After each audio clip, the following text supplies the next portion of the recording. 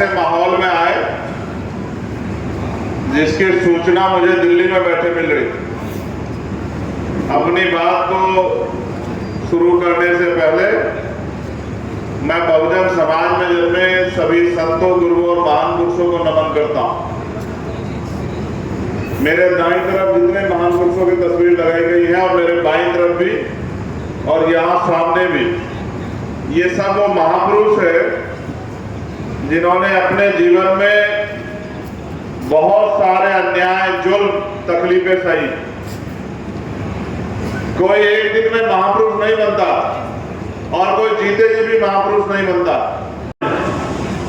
और मैंने आपको विश्वास दिलाया था कि हम जहां लड़े हैं लोकसभा का चुनाव, वहां हम लगभग 1.5 लाख वोटों से लोकसभा का चुनाव जीत रहे हैं। आप मेरी रिकॉर्डिंग उठा के चेक करवा लो। मैं कह के गया था कि 1.5 लाख वोटों से जीतेंगे और 1.5 लाख से ज्यादा वोटों से जीते हैं। और मगर मुझे भरोसा था कि जांजगीर चांपा के लोग भी हिम्मत जुटाएंगे, लेकिन आप लोग नहीं जुटा पाए, कोई बात नहीं। लेकिन आज जब मैं यहाँ आया हूँ तो मेरे मन में कोई चुनावी बात नहीं, मेरे मन में कोई स्वागत की बात भी नहीं। मेरे मन में तकलीफ है कि मुझे आपके बीच बहुत पहले आ जाना चाहिए था, लेकिन मैं क्या करूं। आपने जो जिम्मेदारी देके मुझे भेजा है पार्लियामेंट में, वो पार्लियामेंट का सेशन कल खत्म हुआ और कल सेशन खत्म हुआ। आज आपका भाई चंद्रशेखर आजाद आपके बीच में है। मैं सुबह 4 बजे उठ के चला था कि मुझे आपके बीच में जाना। मेरा आपका वोट का रिश्ता नहीं है, मेरा आपका खून का रिश्ता है, मेरा आपका विचारों का रिश्ता है, मेरा आपका संघर्ष का रिश्ता है, मेरा आपका दर्द का रिश्ता है। और उस दर्द के रिश्ते के नाते आपका भाई मुझे यहाँ की घटना के बारे में पता लगा और आज मेरे माध्यम से देश और दुनिया में बैठे हमारे लोग जानेंगे कि सतनामी क्या है। ये भी जानेंगे कि यहाँ जो हुआ वो कैसे हुआ, और ये भी जानेंगे कि आज के बाद जो यहाँ होगा उसके बाद क्या होगा, ये भी जानेंगे। मेरी बात को आप लोग याद रखें।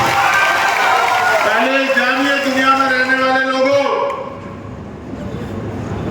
कि बहुत लंबे समय पहले गुरु घासीदास जी ने मन का एक समान, मानव मानव एक समान का नारा देके और टूटे हुए, बिखरे हुए समाज को जोड़ने के लिए इस सतनामी पंथ की नींव रखी।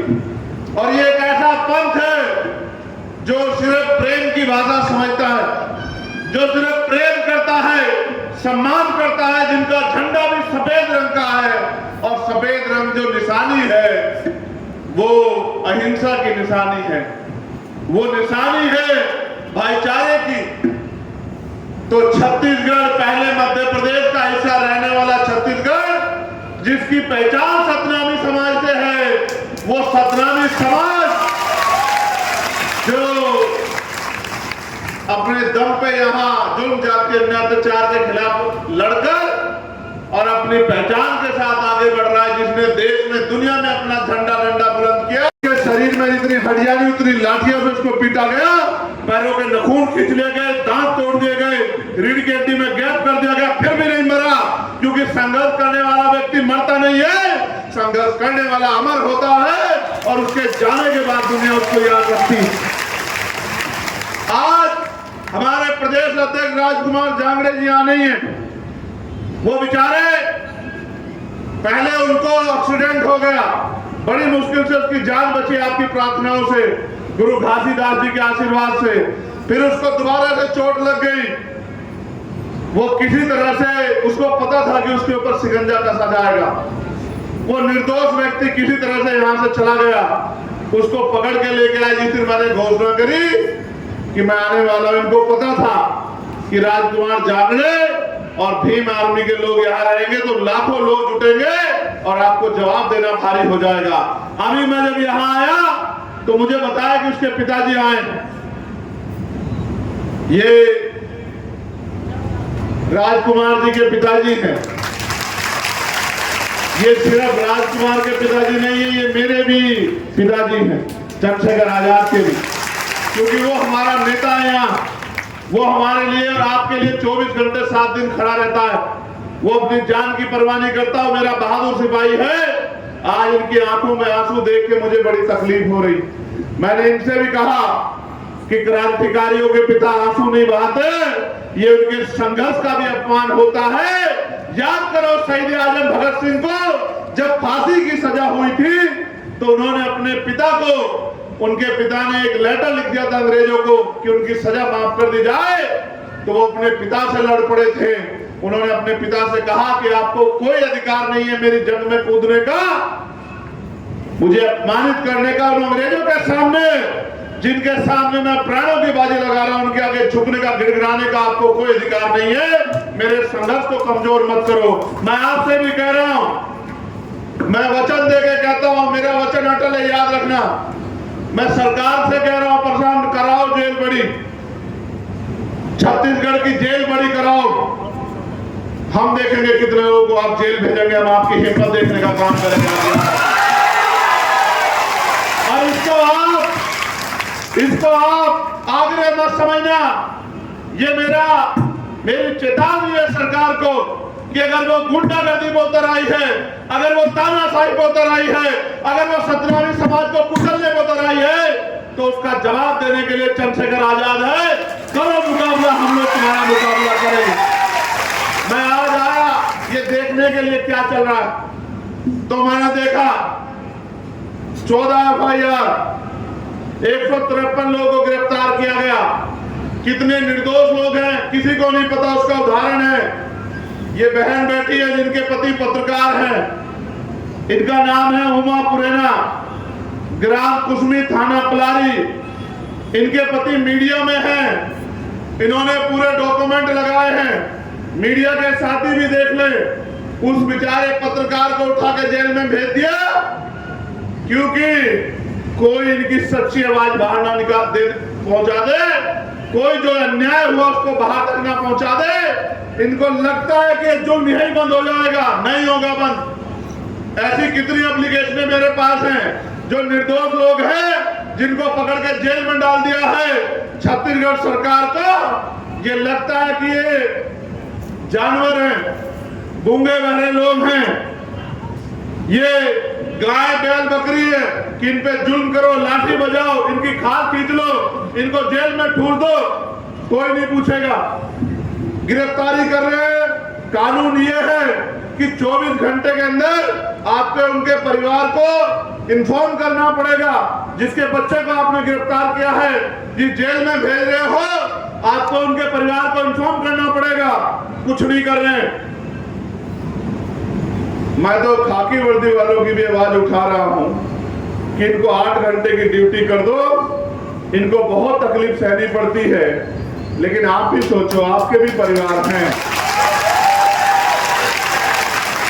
जब आप पीड़ित होंगे तो चंद्रशेखर आजाद आपके साथ खड़ा होगा, खाकी वर्दी वालों मेरे भाइयों। लेकिन जब आप जुल्म करोगे तो ये सत्ता आपको नहीं बचा पाएगी। मेरी बात को याद रखना। सुप्रीम कोर्ट तक केस ले चलूंगा, सुप्रीम कोर्ट तक खींच के ले चलूंगा, बताऊंगा किस तरह कानून की धज्जियां उड़ा जाती। याद रखना मेरे लोगों, मैं वचन देके कह रहा हूं, एक अधिकारी को नहीं छोड़ेंगे जिसने संविधान का उल्लंघन किया, कानून का उल्लंघन किया। याद रखना, मरे हुए लोग नहीं है, सड़कों पे नहीं है, पार्लियामेंट में भी है। और वचन देके कहता हूं, जिस दिन दोबारा सेशन चलेगा इसी महीने में, सबसे पहले यही मुद्दा सदन में उठेगा और सरकार से जवाब मांगा जाएगा कि ये जो वर्दी पहने लोग हैं, जो हमारी तनख्वाह, हमारे पैसे से तनख्वाह पाते हैं, इनको सरकार हम पे जुल्म करने के लिए क्यों यूज कर रही है? क्या कानून नहीं जानते हो? क्या आपको नहीं पता है कि जिन परिवारों के बच्चों को आपने उठाया इन्फॉर्म करना पड़ेगा? क्या आपको नहीं पता है कि निर्दोषों को जेल नहीं भेज सकते हैं? क्या आपको नहीं पता है कि जानबूझ के कितने बड़े समाज को नहीं कुचल सकते हैं, उनकी भावनाओं को नहीं कुचल सकते हैं? क्या क्या नहीं पता आपको? सब पता है। लेकिन आप सत्ता के आगे कमजोर पड़ गए हो। मैं आपको बल देने के लिए आया हूं कि घबराओ मत पुलिस के साथियों, मैं आपके साथ हूं, ईमानदारी से काम करो। लेकिन याद रखो, आपके भी परिवार हैं, कल जब अपने बच्चों में जाओगे तो कैसे उनसे आंखें मिलाओगे? जब किसी गरीब के बच्चे को, निर्दोष को पीट पीट के जेल भेजोगे, कैसे आंख मिलाओगे? सोचो, यही प्रदेश होगा। कल आपके बच्चे से कोई गलती हो जाए या ना भी गलती हो और उसके साथ ऐसा जुल्म हो, कैसे बर्दाश्त करोगे? आप भी तो पिता हो, क्या अपने बच्चों पे होते जुल्म को बर्दाश्त कर पाओगे? खाल खींच रहे हो मेरे लोग। ऐसा लगता है कि उनका कोई वाली वारिस नहीं है, उनका कोई भाई नहीं है, उनका कोई परिवार नहीं है, उनके लिए लड़ने वाला कोई नहीं है। हो सकता है छत्तीसगढ़ के नेता आंख मीच सकते हैं, लेकिन दिल्ली में बैठे हम लोग आंख नहीं मीच सकते। मेरी बात को याद रखना। आपको शायद नहीं पता कि जिन भीम आर्मी के लोगों को आपने बंद किया है, इसे 21 जुलाई में भीम आर्मी की स्थापना हुई थी। आपको नहीं पता? ये महीना हमारा है, ये हमारा महीना है। पिछले साल इसी महीने में हमने 5 लाख लोग दिल्ली में जुटाए थे, और इस बार भी अगर आप आतंक करोगे तो 10 लाख लोग हम लोग दिल्ली में जुटाएंगे। जब आपके सम्माननीय मुख्यमंत्री दिल्ली आएंगे, हम उनका स्वागत करेंगे। हम यहां से जब जाएंगे तो देश के गृह मंत्री जी को भी अवगत कराएंगे कि उनकी सरकार वहां क्या कर रही है, उनकी सरकार वहां किस तरह जुल्म कर रही है। और अगर वो भी हमारी बात नहीं सुनेंगे तो सड़कें सुनेंगे हमारी बात, क्योंकि हम भीम आर्मी आजाद समाज पार्टी को ताकत को जानते हैं, और हम ये भी जानते हैं कि ये लोकतंत्र है। लोकतंत्र में जिनके पास लोग होते हैं उनकी सुनवाई तानाशाह को भी करनी पड़ती है। आप ये बताओ, ऐसा क्या हुआ कि एसपी दफ्तर में आग लगी और सिर्फ आबकारी की फाइल ही चली? ऐसा क्या हुआ? बाहर आग नहीं लगी और अंदर आग लग गई। ऐसा तो नहीं कि दफ्तर में बैठ के कोई आदमी आग लगा रहा हो। ऐसा तो नहीं कि दफ्तर में बैठ के कोई आग लगा रहा हो अपने किसी माफिया साथी को बचा रहा हो, किसी की मदद कर रहा हो, किसी को जेल जाने से बचा रहा हो, किसी से कुछ सुविधा लाभ लेकर गरीबों के बच्चों को फंसा रहा हो। ऐसा तो नहीं है। कहां था इंटेलिजेंस, कहां था LIU, कहां थी पुलिस, कहां था प्रशासन? इतने लोग आए थे, क्यों नहीं बात करी? जिलाधिकारी मौके पे क्यों नहीं पहुंचा? आज इतनी फोर्स लगाई है, अगर इतनी फोर्स लगाई होती तो पत्ता भी नहीं हिलता। और इतने लोग यहाँ हैं, बताओ पत्ता कहाँ हिल रहा है? इनमें से कौन ऐसा है जो किसी को बुरा कह रहा है? लेकिन बुरा तो उस दिन भी नहीं कह रहा था। ये तो सत्ता और विपक्ष की मिली भगत थी जिसमें मेरे लोग पिस गए, जो बेचारे गुरु घासीदास जी के सम्मान में, जो सतनामी समाज के सम्मान में गए थे, वो बेचारे पिस गए। और वो नौजवान पिस गया जो समाज को परिवार से भी बड़ा मानकर एडी चोटी का जोड़ लगाकर पूरे प्रदेश में जुल्म जाति के खिलाफ लड़ रहा है। मैं समझता हूं क्योंकि हम सत्ता के खिलाफ मजबूती से लड़ रहे हैं, इसलिए जानबूझ के हमारी लड़ाई को कमजोर करने के लिए हमारे नेताओं को टारगेट किया गया है। विश्वास करो, सबसे ऊपर है कानून, और कानून से ऊपर है संविधान। कोई संविधान से बाहर नहीं है। अगर मुख्यमंत्री अपराध करेंगे तो कानून उनको भी सजा देगा, और अगर गृह मंत्री अपराध करेंगे तो कानून उनको भी सजा देगा। सतनामी समाज था, सतनामी समाज है, और सतनामी समाज अनंत अनंत तक रहेगा। ये अपने दिल में मत रखना। मैं आज राज्यपाल जी से भी मिला था, मैंने उनको भी ज्ञापन दिया। उन्होंने मुझसे कहा कि भाई घटना बड़ी चिंताजनक है, दफ्तर में आग लगी है। तो मैंने कहा तो आग लगाने वालों को गिरफ्तार करो, आग बुझाने वालों को गिरफ्तार मत करो। मैं तो आपसे कह रहा हूं, जिसने आग लगाई है आप CBI जांच कराओ इस घटना की, उस पर कड़ी से कड़ी कार्रवाई करो। लेकिन जिन लोगों ने अपने सम्मान आत्मसम्मान की लड़ाई लड़ने के लिए जो वहां गए थे, उन लोगों पर झूठे मुकदमे लगाकर जेल में डालने का या उनकी हिम्मत को तोड़ने का काम मत करो। मैं उनको ज्ञापन दे के आया हूं और मैं फिर आपसे कह रहा हूं कि आपको लगता है हम लोग कमजोर हैं? दोनों हाथ जोड़ के बताओ कि आपको लगता है हम लोग कमजोर हैं? हम चुप इसलिए है, हम ये जुल्म इसलिए सह रहे हैं। मैंने वीडियो ट्वीट की थी, यही सब बहादुर लोग थे, अलग अलग वर्दी वाले लोग जो लातों से पीट रहे थे। वकील है, कितने मेडिकल है आपके पास? कितने लोगों पे 307 लगाए? कितने लोगों को चोट आई? एक आदमी को चोट लगी, 10 आदमी को चोट लगी, 100 लोगों ने चोट मारी कि 307 का मुकदमा दर्ज कर दिया। और आप लोगों ने जो किया, आपकी वीडियो एविडेंस नहीं है क्या कि आप जूतों से पीट रहे, गिरा गिरा के लाठियों से पीट रहे? आपको किसने दिया पीटने का? पुलिस का काम पीटना कब से हो गया? किसने अधिकार दिया? कौन से एक्ट में लिखा है कि पुलिस पीटेगी? गुंडागर्दी करते, गुंडागर्दी करोगे, जुल्म करोगे, लगता है जब इनकी आवाज उठाने वाला नहीं है। गलत है, गलत को गलत कहना सीखो। और संविधान की शपथ लेके आपने जब ये नौकरी ज्वाइन की थी तो याद करो, किसी नेता के कैसे नहीं मिली नौकरी, आपके संघर्ष से मिली है। और आज इतना जमीन मर गया कि आंखें बंद करके जुल्म कर रहे। याद रखना, यहां जुल्म कर लोगे, लेकिन यहां से ऊपर भी एक अदालत है, उस कुदरत की अदालत जो सब देख रही है। आपके किए हुए कार्य उस कुदरत को दिखते हैं। मैं आपसे नाराज नहीं, इसलिए क्योंकि पुलिस तो सरकार की होती, मैं तो खुद से नाराज कि हम यहां इतने ताकतवर नहीं है कि आपका ट्रांसफर पोस्टिंग कर सके।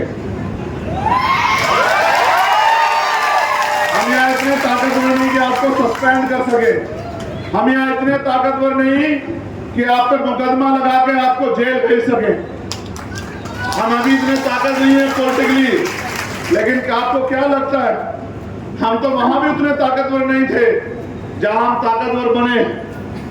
आपको क्या लगता कि हम हमेशा ऐसे रहेंगे? आपको क्या लगता है आपके दिए हुए जख्म हम भूल जाएंगे? नहीं, बिल्कुल नहीं भूलेंगे।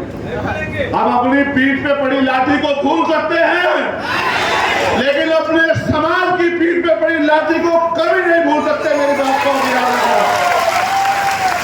हम जानते हैं कि हम कमजोर हैं नैतिक रूप से। जब आपकी लाठियां हमारे खिलाफ उठती हैं तो नहीं सोचती।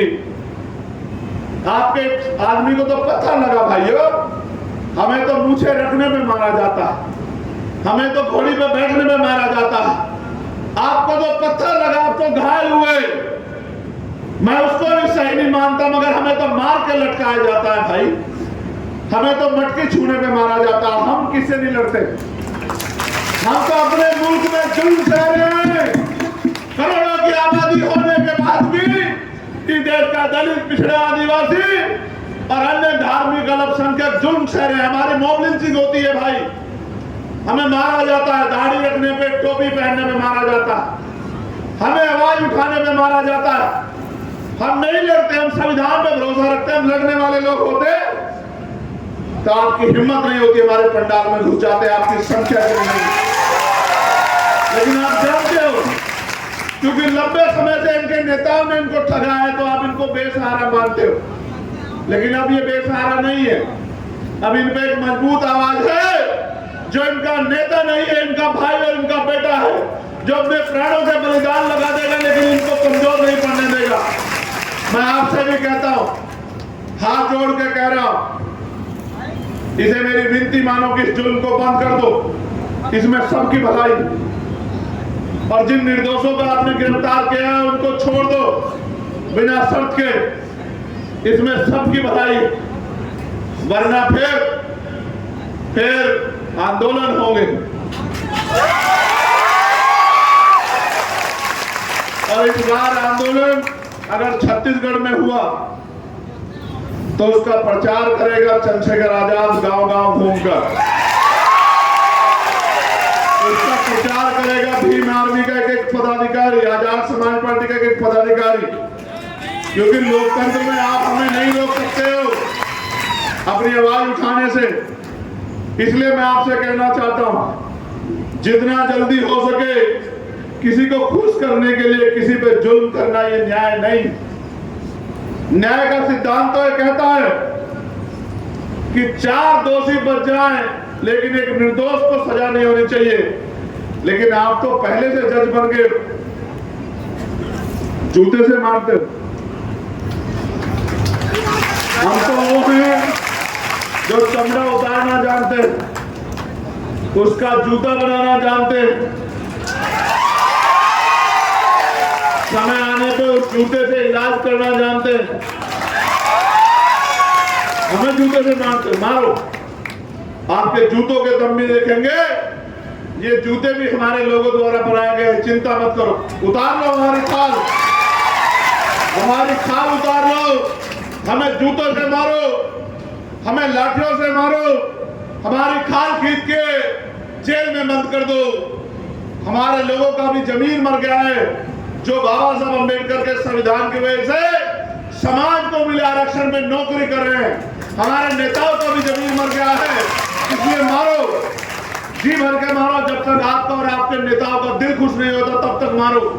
लेकिन याद रखना, समय बदलेगा, हम बदला नहीं लेंगे, हम बदलाव करेंगे। ऐसे सारे अधिकारियों से जिन्होंने गरीबों पे जुल्म किया, उनकी नौकरियां छीन लेंगे, उनको बेसहारा कर देंगे, उनको मुकदमे लगा के जेल में भेजेंगे, उनको एहसास कराएंगे कि जुल्म करना किसको कहते हैं, क्योंकि विधि के अनुरूप सब लोग बराबर हैं। और सरकार बड़ी बड़ी बात करती है पार्लियामेंट में, हमारे लिए बड़ी बड़ी बात करती है। यह है हमारा सच कि आजादी के 75 साल बाद भी हम लोग अपने मुल्क में जुल्म सह रहे हैं, ये हमारा सच। सुनो दुनिया में रहने वाले लोगों, हम इस देश में सुरक्षित नहीं है। कब नहीं पता किसको गोली लगेगी, मैं खुद इसका साक्षी हूँ, मुझे 4 गोली मारी गई। दुनिया में रहने वाले लोगों सुनो, हमें हमारे जुल्म देश में जानवरों की तरह मारा जा रहा है, क्योंकि हमारे नेताओं ने हमसे धोखा कर लिया और शासन प्रशासन और सत्ता में बैठे लोग हमें इंसान मानने को तैयार नहीं। मैं आपसे भी कहता हूं, कितने लोगों को जेल भेजेगी सरकार? जितना डरोगे उतना दबोगे, जितना डरोगे उतने सताए जाओगे। सामना करो, जाओ जेल के सामने जाके खड़े हो जाओ, जाओ थानों के सामने जाके खड़े हो जाओ और कहो कि हमें भेजो जेल। जब वो तुम्हारे भाइयों को जेल भेज रहे हैं तो तुम्हें भी जेल जाना चाहिए, घर में नहीं बैठना चाहिए। घर का एक बेटा अगर जेल चला गया तो दूसरे को तैयार होना चाहिए। आप सैनिक समझते हो नहीं समझते हो? सीमा पर जब एक जवान शहीद होता है तो उस वीर जवान की मां ये नहीं कहती कि मेरा बेटा मर गया, वो कहती मेरा बेटा शहीद हुआ, उसने देश के लिए बलिदान दिया है। मैं चाहूंगी मेरा दूसरा बेटा भी देश के लिए संघर्ष करे और बलिदान देने की नौबत आए। सतनामी समाज के लोगों, क्या हो गया तुम्हें? तुम वो लोग हो जिन्होंने दुनिया को रास्ता दिखाया है, तुम्हारी बहादुरी को क्या हो गया है? जाओ जेलों के सामने चले जाओ, जाओ थानों के सामने चले जाओ, हाथ बांध के जाओ कि करो हमें गिरफ्तार भेजो जेल। जब आपके समाज को इस सरकार ने, इस प्रशासन ने, पुलिस ने विकलांग, कमजोर और निपटाने की तैयारी कर दी, तो तुम अपनी बारी का इंतजार क्यों कर रहे हैं? वैसे भी तो मर ही रहे। अगर मरे तो समाज के लिए लड़ते मरे, क्या बुरा? ये समाज वर्षों तक याद रखेगा कि हमारे समाज में कोई बहादुर व्यक्ति पैदा हुआ था। जाओ उस मां से पूछो, ये जो बैठी है, ये हमारी छोटी बहन, ये उमा, मुख्यमंत्री जवाब दो। एक निर्दोष को जेल भेज दिया, इसका 1.5 साल का बच्चा है, किसके भरोसे भेजा एक निर्दोष को जेल? ये कहां तक अपने घर को चलाएगी? ये किसके आगे हाथ फैलाएगी? ये कुर्सी पे बैठ के, ये इसलिए बैठे कुर्सी पे, ये है आपका प्रेम सतनामियों से, ये है आपका न्याय। इसका घर कैसे चलेगा? इसके बच्चे के सामान, उसके खाने का सामान, उसके पहनने के कपड़े, उसके और जरूरी सामान कहां से आएंगे? बताओ मुख्यमंत्री। नहीं दे पाओगे तुम लोग जवाब, क्योंकि तुम पे जवाब है ही नहीं। क्यों? मैं जान गया हूं कि किसी और को बचाने के लिए, अपने मित्र को बचाने के लिए, अपने माफिया साथियों को बचाने के लिए तुमने गठजोड़ किया। अगर कोई ईमानदार तो कराओ घटना की सीबीआई जांच। अगर हमारे व्यक्ति ने अपराध किया होगा तो हम हाथ पकड़ के जेल भिजवाएंगे, और अगर किसी और ने अपराध किया होगा तो हमारे निर्दोष लोगों से माफी मांगना कि तुमने अपनी तानाशाही के चलते हमारे लोगों को जुल्म किया। अगर है हिम्मत, है न्याय करने की हिम्मत, तो कराओ सीबीआई जांच। हम लोग सीबीआई जांच के लिए तैयार हैं, और अगर नहीं कराते सीबीआई जांच तो हम ये मान लेंगे कि सत्ता और विपक्ष मिलकर हमें उजाड़ने पे तुल गया। सत्ता और विपक्ष मिलकर हमें और हमारे पंथ को जबरदस्त करने के लिए लग गया, जो कि हो नहीं सकता। सतनामी थे, है और रहेंगे।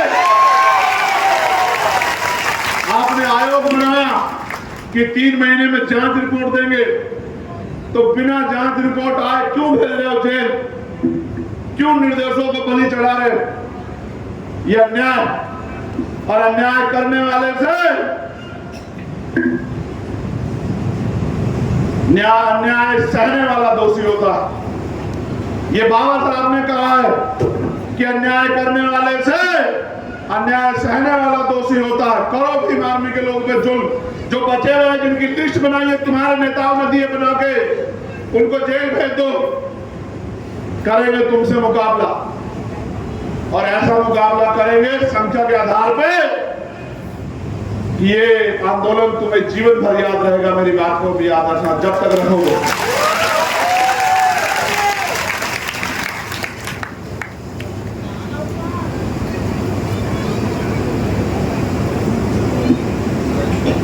आयोजनकर्ता किशोर नवरंगे को रिमांड के समय जिलाधीश कार्यालय में ले जाकर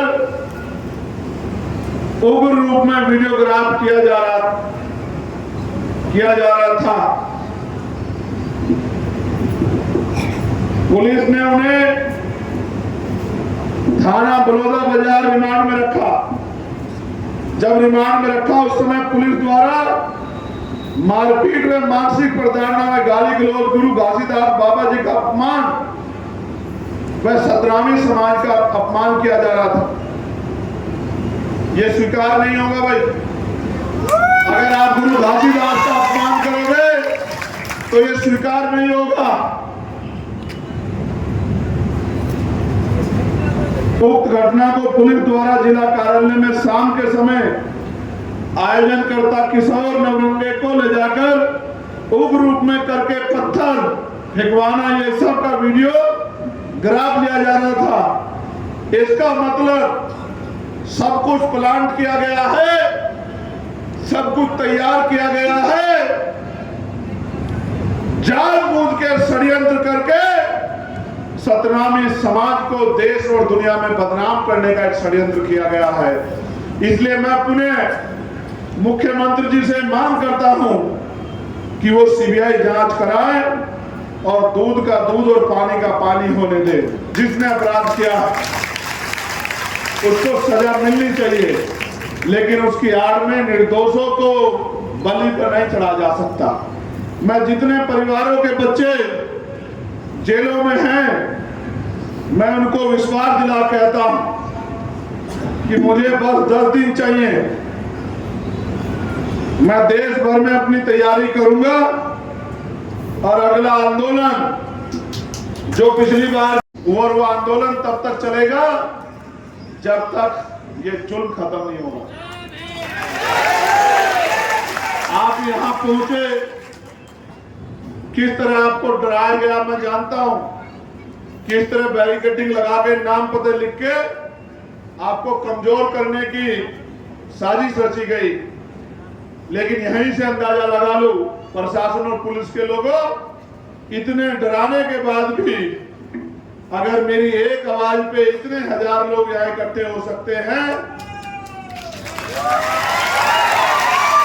तो जिस दिन मैं खुद यहाँ आंदोलन को नेतृत्व करने के लिए प्रचार प्रसार करूंगा, उस दिन छत्तीसगढ़ में कितना बड़ा आंदोलन होगा, इस बात को समझो। हम तो जुल्म सहने के आदी हो गए, लेकिन मैं समझता हूं कि हर चीज का अंत होता है, इस जुल्म का भी अंत होगा। मैं पुनः आप सबका धन्यवाद करता हूं और पुलिस के साथियों से आग्रह करता हूं, कम से कम घर जाके खुद से सवाल करना। आपकी मजबूरी हो सकती है, लेकिन जो आपके द्वारा किया जा रहा है क्या वो उचित है? मैं आप सबका, जितने साथी यहाँ पहुंचे उनका धन्यवाद करता हूं और उनसे एक आग्रह करता हूं, जिस शांतिपूर्वक तरीके से आप लोग आए थे, उसी शांतिपूर्वक तरीके से अपने अपने घर पहुंचना। और अगर कोई भी परेशानी आपको आए, कोई निर्दोष होते हुए पुलिस का कोई व्यक्ति आपको परेशान करे, तो आपके परिवार को तत्काल जिले में जिन लोगों के नंबर हम लोग कल तक देंगे, उन लोगों को सूचित करना है। और मैं अपने वकील साथियों को कहूंगा, अगर वो इसकी जिम्मेदारी उठा ले और अपने अपने नंबर दे दे,